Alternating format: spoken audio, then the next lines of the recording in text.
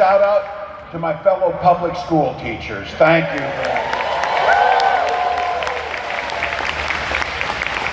And to all the party leadership, you are the true leaders of the Democratic Party. When I get asked, who's the leaders of the Democratic Party? Well, I'm looking at them right here today, and that's the way it's supposed to be. So thank you for all you do. Honor to be with you all. And the real reason is because all of you could be anywhere else. My God, it's summer already. I was saying that I don't know how to respond to this because it's still a little bit wintry in Minnesota, and I come down here and it's warm. You could be anywhere. The midterms aren't for 500 days. But you come here for the simple reason, very simple reason. You love this country. That's why you're here today. That's the reason.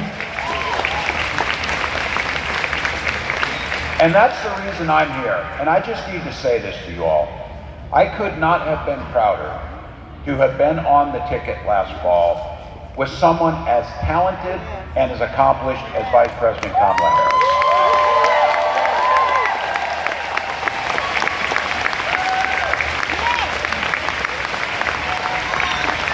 We know it, and America knows it, that we are far better off because of her grace, her courage, and her patriotic leadership.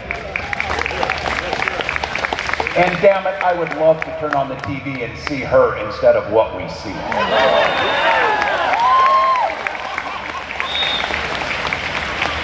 Since that election, I've been doing a lot of thinking and a lot of traveling. I spent a lot of time on the road. I was in Wheeling, West Virginia, Omaha, Nebraska, Youngstown, Ohio, Fort Bend, Texas. I know you're all thinking it, wow, those are strong Democratic strongholds, each and every one of those. But I went to those places because those are places with Republican members of Congress in states that voted for Donald Trump. And I went there to listen to folks. And I want to tell you, they are really pissed off about what's going on in Washington. Recently, it's been the talk about the big, beautiful bill. I used to teach fourth grade, and I was going to say it sounds like a fourth grader came up with it, but that would be insulting to my fourth graders. It's not. Trump and Republicans are trying to ram this monstrosity through Congress before any of us figure out what's really in it. Well, you know what's in it. A record-setting shift of wealth to the rich from all the rest of us. If you're a young couple raising a child with a disability, getting your health care through Medicaid, you could be one of 15 million that are going to lose your health care. If you're a single mom working, relying on SNAP, this bill would kick you and your kids off and nearly 11 million of our fellow Americans off this vital lifeline. If you're a young guy holding down a job making solar panels like we're doing in Minnesota, your gig could be one of the 700,000 jobs that this bill will kill alone. So while working people get the shaft, who benefits from this bill? I don't know if there may be, we'll see if somebody in here, if you make $4 million a year, you get a $400,000 tax break. And if you and your spouse are worth over $30 million, you get to pass that wealth down to your Nepo children tax-free. But if you make less than $50,000 a year, the best you're going to get out of this is about $300. Less than a decent set of tires will buy. But it is a little something, I'll give you that. But it won't make up for what you're going to lose in having to pay to go to the doctor's office or the grocery store. So to put it plainly, the rich are going to feast, and the rest of us will be lucky if we get scraps. 13 million kids will be kicked off free school lunch. Those kids get to go to school hungry. And all but 2 Republicans voted for this big, beautiful pile of bullshit. All but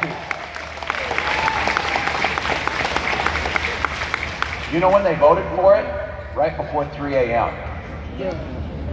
Every heist needs the color of darkness to get through, as you all know. But when Trump and the Republicans aren't sacrificing our livelihoods at the altar of massive tax cuts for the rich, they're finding plenty of other ways to screw us over and make life hell. You talk to my mom.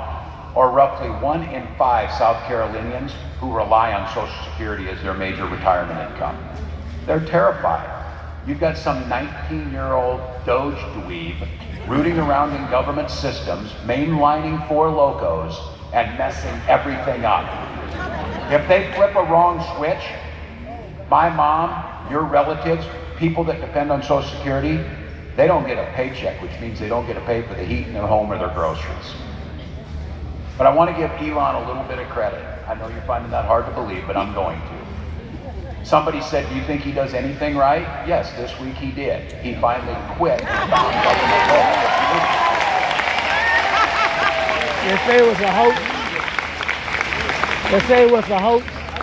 Isn't that They funny say it was that a hoax, he ain't quit. They want to drug test SNAP recipients, but not that dude? Dang. And I know this one's going to really depress you on a beautiful Saturday morning when you're here. This shit show has only been going on for 4 months. 4 months. But the story of Trump's second term has already cleared all of us. Everything this guy does has 2 motivations. It's either cruelty or corruption.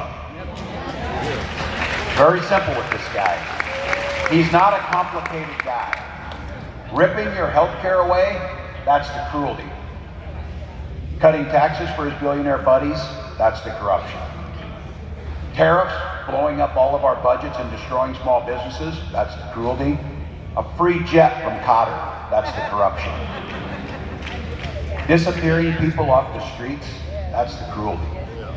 Selling White House access to crypto bros, that's the corruption. And those bastards didn't even get a decent steak out of that deal. Look, I find my joy in small things. I find the joy in small things. But don't forget for a minute, and all of you know this, he didn't do it alone. All of those Republicans in Congress are fully complicit. Everyone.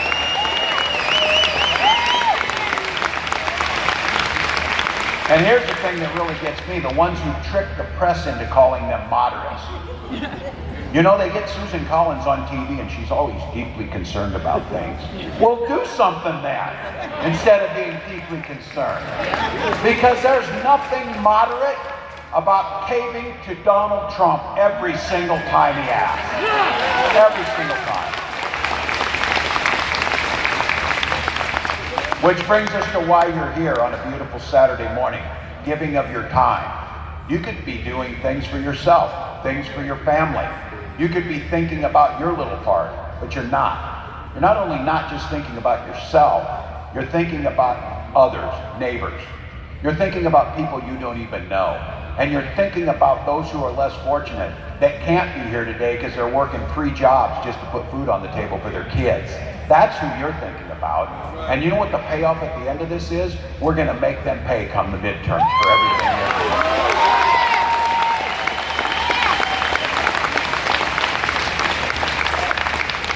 Now look, this is the place where I got to say we got to be honest with ourselves. We're in this mess. We know who Trump is. He told us and he does it every day. But we're in this mess too because we lost our way. We lost our way a bit as a party. And I'll tell you, I get it. All sitting there is. This dude's the last guy I want to tell us about we lost our way. You're the guy who lost. But I'll tell you what. None of us can afford to shy away right now from asking the hard questions and doing the things we need to do to fix it so that we win elections. When we lose elections, people's lives are put at risk. This is not a game. This is not yay, our team wins. This is people's lives at stake. So here's what I've come to terms with. Here's what I've come to terms with. The party was there to lift my family up when my dad dies and my mom's got 2 kids staying at home. The Democratic Party that was the party of the working class, we lost a big chunk of the working class in this last election. And the thing that bothers me to no end and drives me to do something about it, we didn't just lose the working class, we lost the working class to a billionaire who gives tax cuts to other billionaires. This last election, you could hear the primal scream of folks. Working class folks were in pain. They were yelling from the top of their lungs, do something. Do something. The system's not fair. You can't own a home. I can't get health care. I'm worried about my kids. I'm worried about gun violence. And for all of the boneheaded, self-serving, despicable crap that Donald Trump does, that guy knows how to sniff out a problem. And he puts on one hell of a show pretending that he cares about those people. Now look, I hear a version of this everywhere I go. You know this, you've heard it. Well, I don't really like Trump, and I don't know if he's right. I don't even know what he's doing is going to make a difference, but damn it, he's willing to shake things up and give it a try. You hear it. What about us then? How do they do us? Well, Democrats, we have no shortage of good ideas. We talk about it all the time. You heard some of the things we did in Minnesota, but when we get into power, we haven't been able to get the stuff done. At least not the stuff that people actually care about and feel in their lives. You know this is true. Some of you in here have knocked your damn fingers until they were bloody on doors and called people. It's terrible to pick up the phone and call somebody cold and say, I'm calling from the Democratic Party. It's off, or whatever they do. You've been there. You've done the work. But they don't see it transferring. And you have to keep going back and asking folks. The other day I saw this. I read about a Democrat down in Georgia. They asked this woman, simple question, describe the Democratic Party. This is a Democrat. This woman is a Democrat. And she said, a deer in the headlights. She said it's like they see the car coming, but they just stand there and get run over by the damn thing anyway. That's a review of our party by someone who actually likes us. It's a damning indictment, but I think it's right on the money. The problem isn't just an existential threat politically. This isn't about winning elections. This is about what's demanded of us morally. Because we're fighting for working people. That's the DNA of the Democratic Party. Working for working people. Our party used to have the courage to do big and bold things. We're the people, and the people who sat in these chairs before you who built Social Security from scratch. We're the people who secured personal freedoms. We're the people who rescue the economy every damn time the Republicans crash it. Like 2 or 3 times we've had to do this. And you know we're gonna have to do it again. Look, we also used to have the competency to get the basic stuff done. Like helping you find meaningful work, living in safe, secure neighborhoods, and sending your kids to good schools. Until somehow we strayed away from that North Star. But right here, right now, while Trump and the Republicans are showing the working class what they truly look like, we've got an opportunity to be their champions again. How? And this is for me. I think it's pretty simple. We've just got to show them that we've got the guts to fight for them. That we truly believe it. That we will fight for the working class. all of you are saying, we brought this guy all the way down here to tell us that, and you're like thinking, no shit, that's what we have to do. That's what we have to do. But I will make the case. I think it's been missing, and I want to be specific here, at a national level. At a national level, who we are, what's our party brand. Right now, I think governors have an opportunity as much as anyone to make a difference. And I would make the case. That's why you need to elect one here, by the way.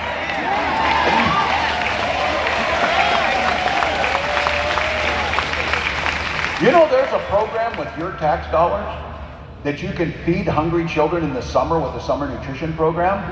And you got governors like right here that say, we don't want that money. We don't want to turn it away. We don't want to expand it. Or Medicaid. We can expand Medicaid coverage.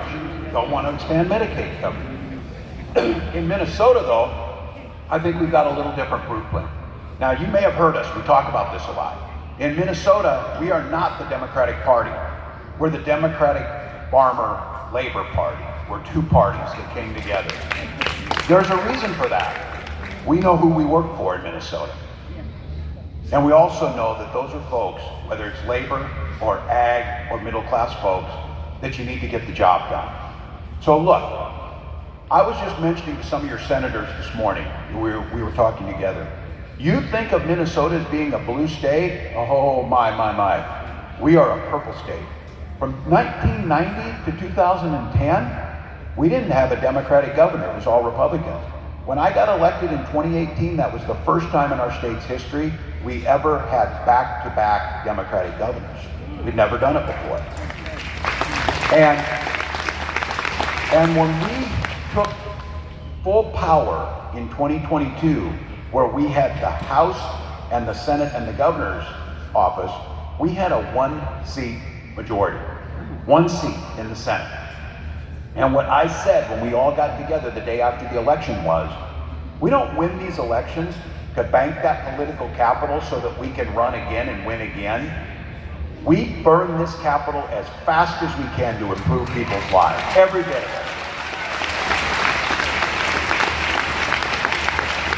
And I said, we get everything done, we can go home and do something else and sit up here and argue about politics all the time, because I don't know about you.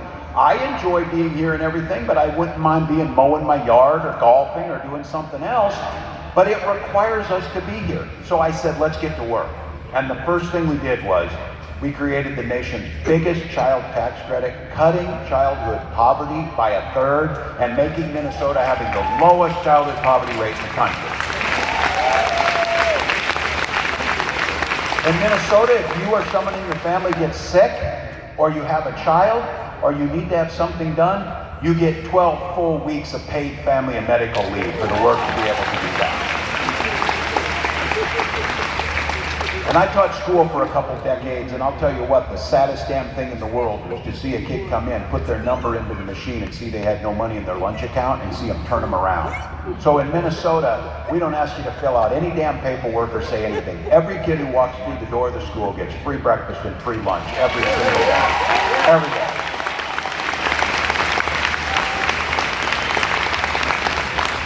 And we're damn tired of corporations having all the decisions about this, so we expanded the nation's largest and most aggressive expansion of labor rights and union organizing in the country.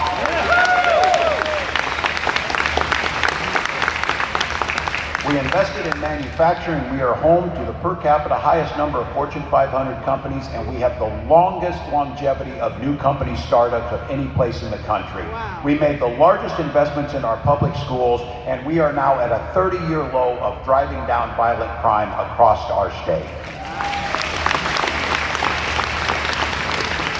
So you get a tax credit. Your kids can go to school in a good school with teachers being paid a fair wage and eat a fair meal. You can get health care coverage. If you get sick, you get paid family and medical leave. Your kids don't get shot dead in the classrooms, and as they shouldn't. And all of those things happen because we went from being in the minority to being in the majority by 1 vote, and we had a governor who was willing to sign those things into law, and guess what happened? People saw their lives improve, more money in their pocket, the middle class being in charge, and labor unions expanded. Those were things that the working class cared about.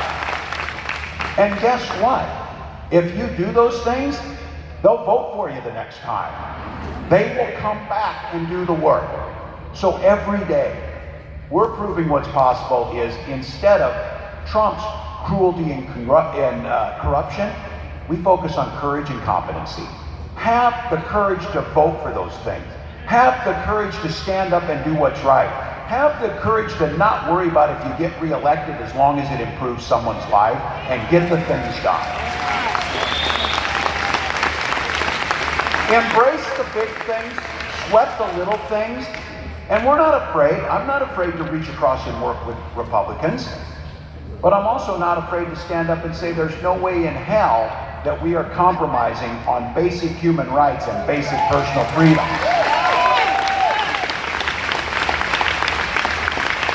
So now, we're one of the friendliest states to start a business in.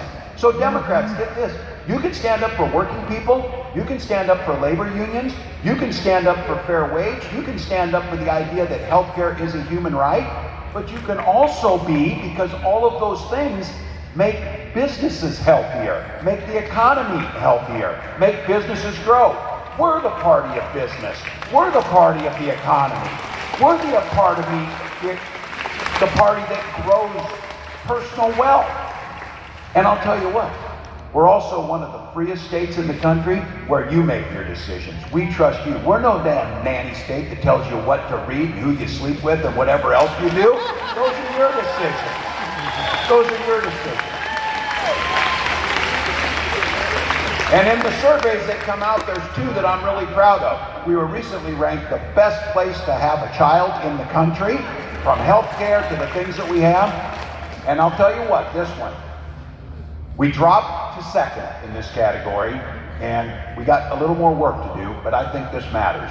When they rate all the 50 states, Minnesota ranks second in happiness. We are the second happiest state. And it's cold as hell, too, and we're still happy.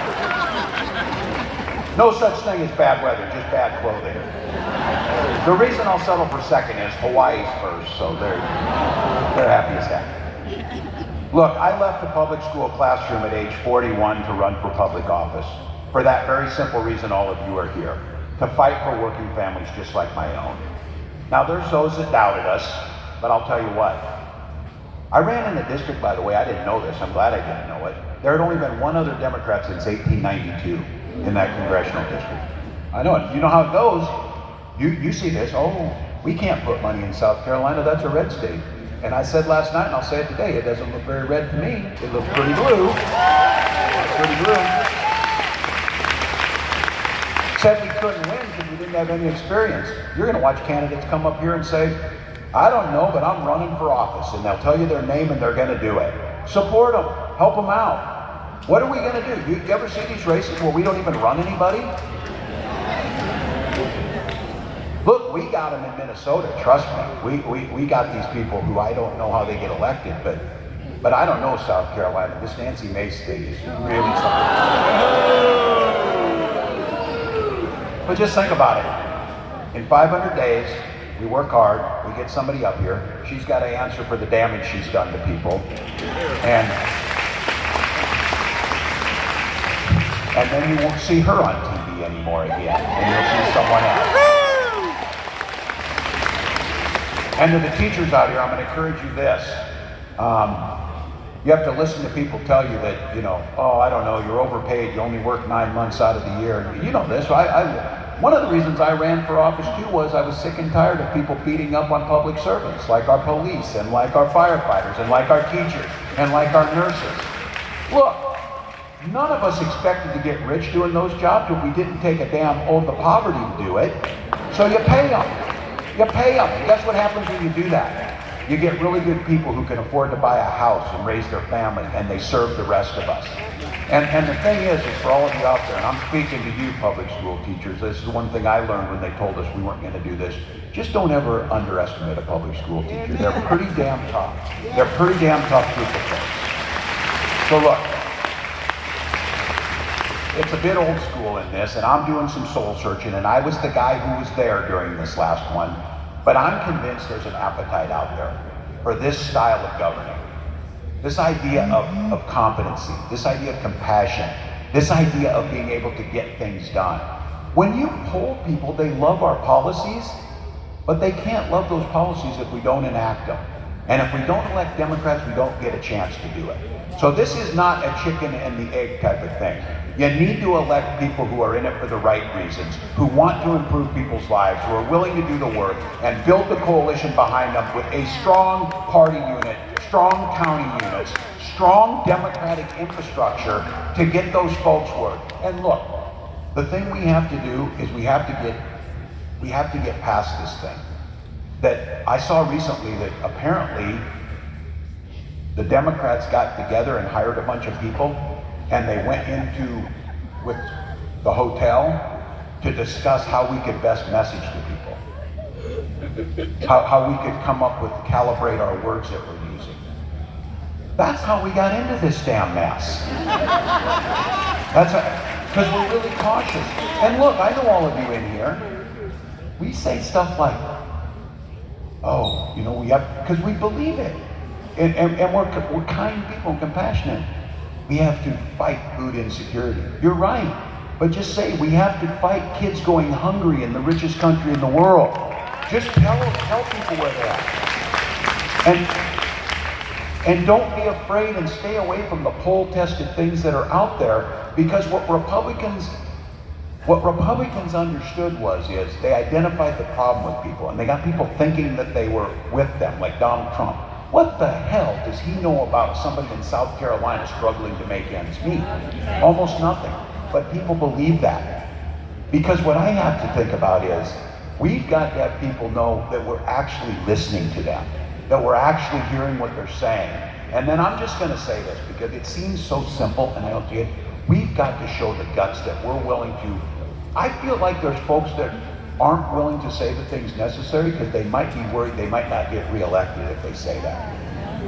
I'm not going to say that, and I don't think any of us can.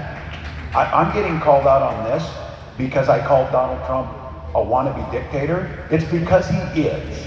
It's because he is. Oh. The governor's being mean, and the governor's speaking out on that. Well, maybe it's time for us to be a little meaner. Maybe it's time for us to be a little more firm. Because we have to ferociously push back on this. And again, I'll speak to my teacher colleagues in here. The thing that bothers a teacher more than anything is to watch a bully, to watch this bully, and to stop it. And when it's a child, you talk to them, and you tell them why bullying's wrong. But when it's adult like Donald Trump, you bully the shit out of him back. You push back. You make sure they know it's not there. Because at heart, this is a weak, cruel man that takes it out and punches down on people. What they don't want to do is stand toe-to-toe and punch back with someone who's calling them out for what they do, who's being them. And for Democrats, here's what we need to know. You need to embrace this. We win hearts and minds. We win the issues. If you go ask people if they want children to eat, they'll say yes. If you go ask people if they want smart things to make sure our children aren't shot in schools, they'll say yes. If they say, do you want us to pay our public servants a decent wage, they will say yes. We win the hearts and minds. They win power. And when they take power, they move with it and exercise it. So I'll tell you what. We have got to have and understand an unshakable responsibility that we have to make sure that come hell or high water, everyone in this country can afford a decent life, enjoy a secure and dignified retirement. Women can still get reproductive care, and no one, regardless of their status, goes without due process and the rights to rule of law.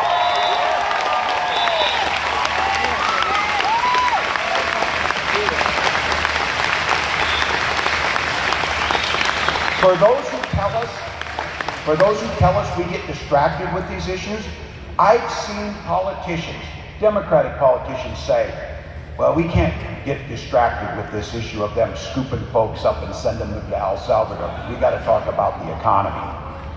Can we not do two things at once?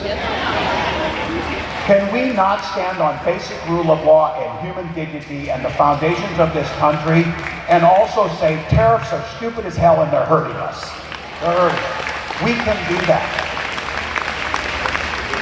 We can educate our children and invest in good schools and also talk about they should be being shot dead with weapons in those schools. It shouldn't be there.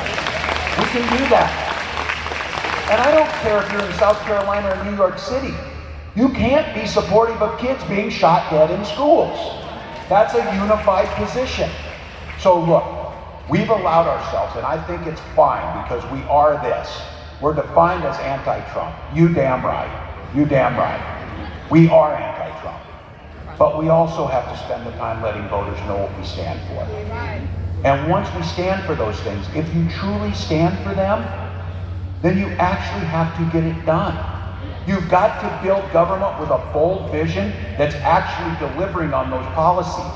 Because I'm guessing in here, it would be pretty popular if you said, and if you put it to the ballot and asked South Carolinians, do you think we should have paid family medical leave in South Carolina? I think they would say yes.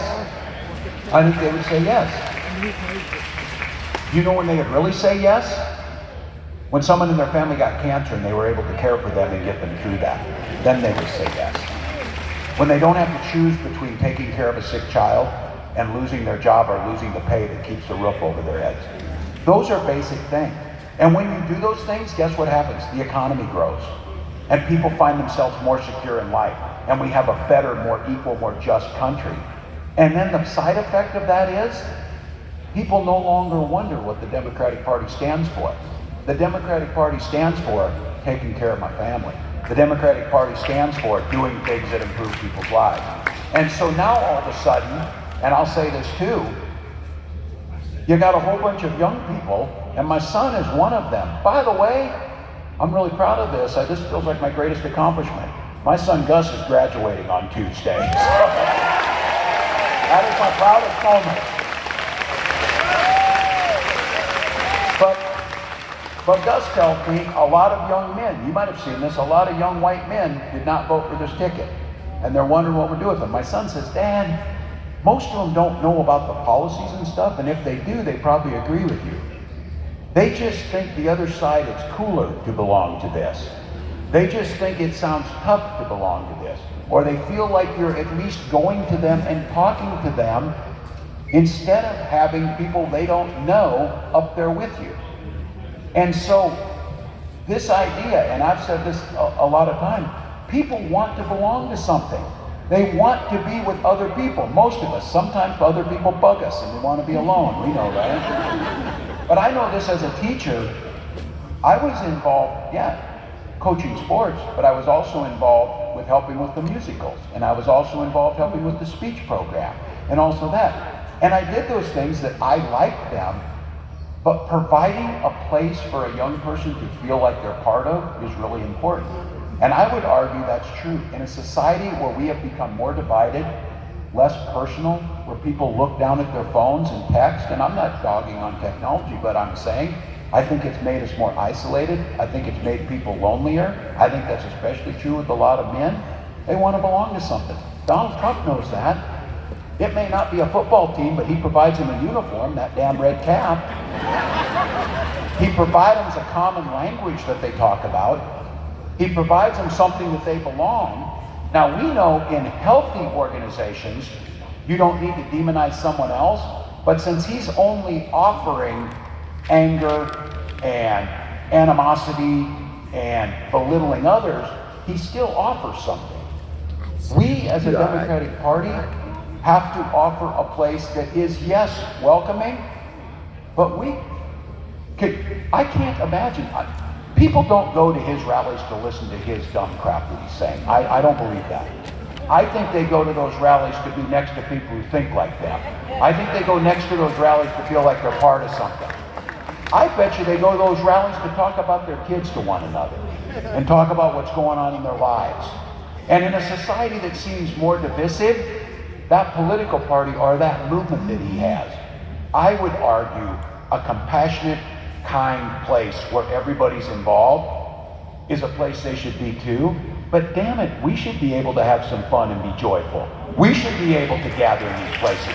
We should make them feel like they matter.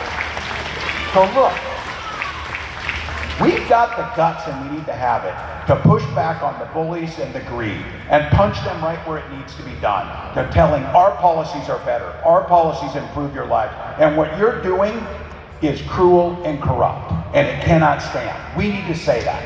We need to bust down systems, and again, this is my take on this. What Donald Trump has taught me is, I've been in this now elected office for 20 years, and there's issues that I have worked on for 20 years. And they're like, well, it takes a little time to get this done. People have been born and gotten old. And yes, I'm proud. In 2010, I voted for the ACA to improve health care to everyone. I voted for Obamacare. And I went in front of town halls and defended that vote. And I hear people tell me, you're going to lose your job over that vote. And I said, sounds pretty good to me. If people are going to get health care, I'll go back to teaching school and coaching football, because that's worth it. That's worth it. What Donald Trump figured out was, It shouldn't take 20 years. So I'm just cautioning everybody. When we win, and we will, we're going to win the Virginia governor's race come this November. We're going to win New Jersey. We're going to take back the House of Representatives. But I'll tell you what, and the people in this room are probably the most impatient. When we get back and win that election in 28, we damn sure better not say, you know, I think we're going to tweak some of these things around healthcare to make it easier for you to talk to your insurance companies. Really, you think you better maybe deal with that? You think maybe we better be bold? You think maybe we better make real changes in people's lives? Because here's the deal.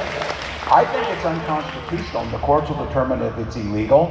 But what Trump learned from his first term to this one is, if you say you're going to get things done and actually do it, even if it's not the right thing, people still give you credit for getting something done. They give you credit for doing it. Now, it's destructive as hell on their side. Think how powerful a tool that will be if we move with the same speed that he's moving to give everybody health care, to improve our education system, to address the climate crisis, to defend human rights, both here and abroad. Imagine how powerful that is. So look, here's the time. Here's the time for all of us. Donald Trump is the existential threat that we knew is coming.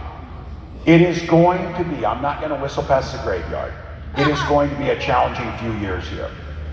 But it starts this November, actually it starts this Saturday, as us starting to organize. Donald Trump ran for president for 4 years after he got beat in 2020. The Republican Party ran for 4 years. Their school board members ran for 4 years. All of those things were happening. And what I know about our party is we know how to work. We're people with grit and resilience. We know how to get things done. We're used to getting the shaft. We're used to being on the short end of things. It's who we are.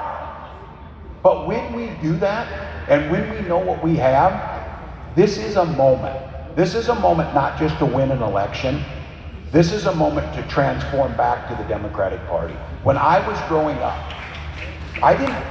many of you, if you're my gray hairs in here, know this. My family wasn't overly political. They weren't overly political. We were in a small town.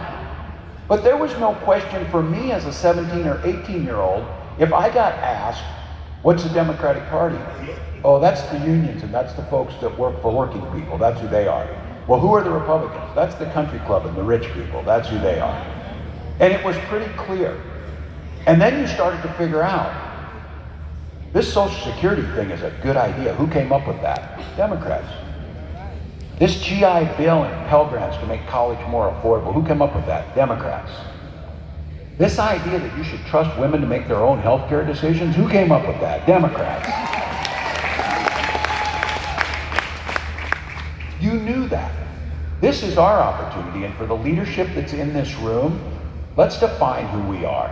Let's define it with a fierce defense of those who can't defend themselves against a bully. Let's fiercely push back everywhere we can.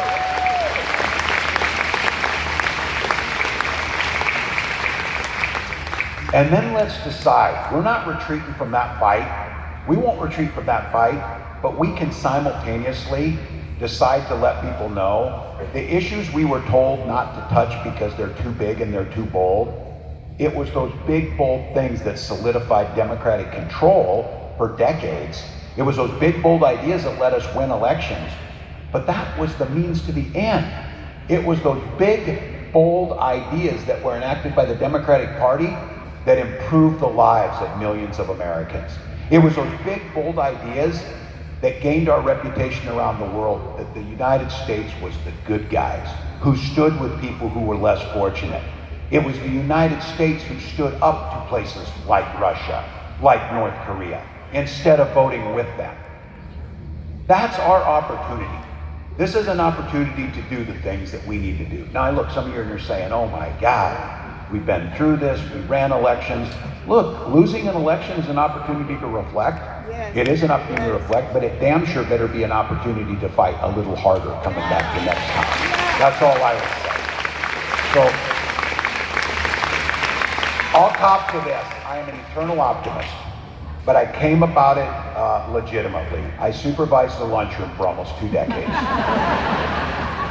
You don't survive that gig if you're not an optimist. You do not survive it. But I know, and I think it's just perfect as I see this. Some of you heard me talk about this a lot. I think the most powerful word, my wife said this, most powerful word in the universe is hope. Is the hope word. And the motto of this great state, while I breathe, I hope. While I breathe, I hope. I'll take that one step further. Hope is the energy that gets us believing in a better tomorrow. But as my wife Gwen says, though, she says, but hope is not a damn plan. We can't hope that Donald Trump quits acting like he is. We can't hope that we win an election. We can't hope that these people aren't as cruel as we think they are. We can't hope that people get the health care that they so desperately need. We have to plan for it. And that's what brings you here today. You're giving of your time, your treasure, your talent to build what's necessary. And I'll tell you this, those things we accomplished in Minnesota wouldn't have happened without restructuring our entire Democratic Party, putting the power back in the county units, putting the power back in the state units. And it wouldn't have happened without some soul searching, because I'll end with this. I don't want you to believe, oh my God, everything is like heaven in Minnesota, No. Because last weekend was the 5-year anniversary of the murder of George Floyd on the streets of Minneapolis. We always like to think of ourselves that we're on the right side of that Civil War.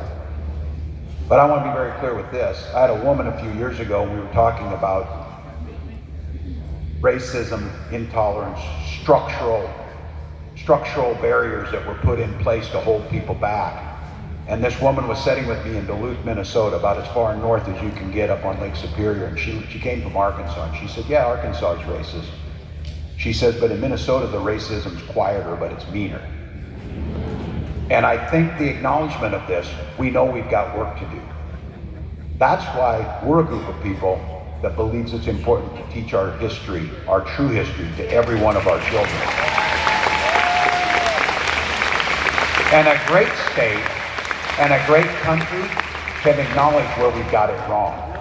But once we start to do that, and in the 5 years since George Floyd, whether it was getting rid of some of the techniques in policing, or coming to the grips that our police can't be asked to solve all of our problems in the middle of a crisis, while we brag a lot that Minnesota has some of the highest graduation rates and achievements, it starts to be a little different when you disaggregate that data and you start to see the gap between black and white students is as big as any place in the country. So we took those things on. We didn't admire the problem by calling it out, we tackled it. And just this couple weeks ago, we announced we had closed that graduation rate to the greatest amount that we had between black and white students in state history. Now, I tell you this, for all of you in here, I don't believe you get patted on the back for doing what you're supposed to do. So we as a Democratic Party, I know those will say, oh, you focus too much on this diversity and this equity and this inclusion. We focus on it because it's foundational to everything we do. We focus on it that closing that gap is not only morally the right thing to do, our future depends on us closing that gap. Our future depends on it. The leadership in this country, in Minnesota alone, 80% of our workforce will come from communities of color over the next 75 years. Even if you have no moral courage in your body at all, if you want to see us survive economically, you damn sure better start investing in black communities and making sure they're healthy and educated.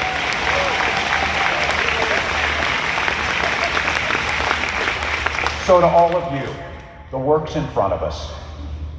It's not going to be easy. We're facing a pretty unprecedented time in our history, but what comes with that is the privilege. We get to be part of that fight. When the story is written of what happened during this time period, they will scarcely believe that this country chose Donald Trump over Kamala Harris. But they did. But the real story that will be written is, how did we respond after that election? How did we respond to the challenge? And it starts with an individual, and it gets bigger and bigger. So here we are in one of the reddest states, according to that stupid map that you'll find, with a room full of people who care about their neighbors. A room full of people who's willing to take the good, the bad, the ugly, the warts, and the highest achievements we've had as a country and recognize that this towards a more perfect union is still going on. We're not there. But each and every one of us get a chance to do something about it. So on behalf of my family and my children and my future grandchildren, let's hope, thank you all. Thank you for caring enough about this country. Thank you for taking time out of your life. Thank you for showing this. And I will leave you with this, that in states that are either purple or blue, nothing inspires us more than to see progressive Democrats fighting in the reddest counties, in the places that are most red. Because that takes courage.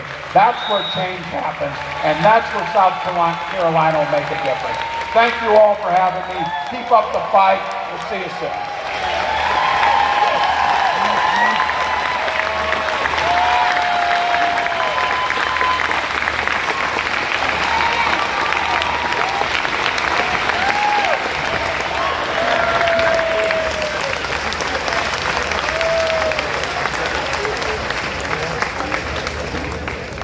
All right, wasn't that great?